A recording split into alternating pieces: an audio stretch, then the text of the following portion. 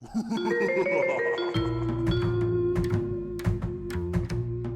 name's Kevin Delaney, and we're at the Museum of Discovery in Little Rock, and I'm the Director of Visitor Experience. Science is constantly getting us to places we've never been before, and it's important to keep kids interested in it, and young people, and adults too, because how much do you remember from science class when you were a kid?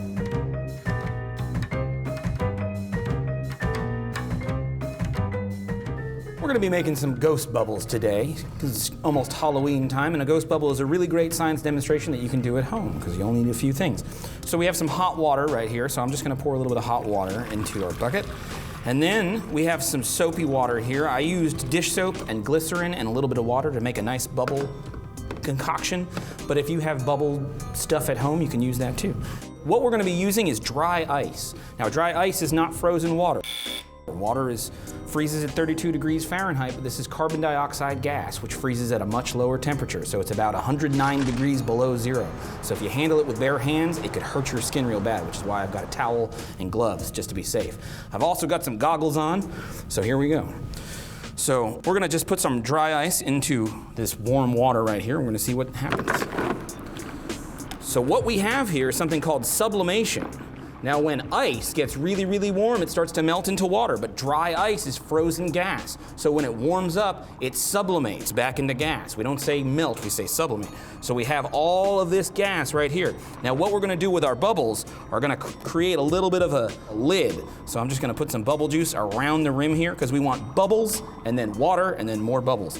So what you wanna do is just soak a piece of string or a piece of foam in bubble juice and run it across that top lid until you have a ghost bubble. Now this is gonna keep expanding because dry ice expands. It takes up about 10 times more space as a gas than it does as a solid. Let's do it one more time. Here we go. Oh boy.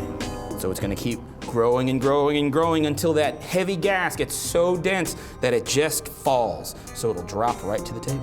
So it's pretty cool. You could do this over and over again. But a really, really fun way to do it is with a special kind of water. Let's hit the lights.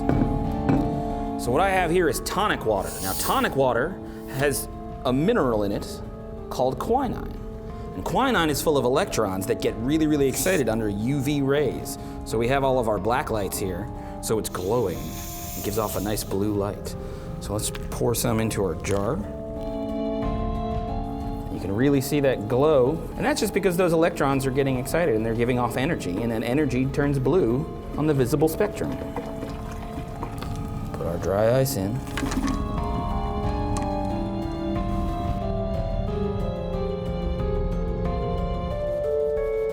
Now there is your ghost bubble, made all the cooler by that glowing tonic water.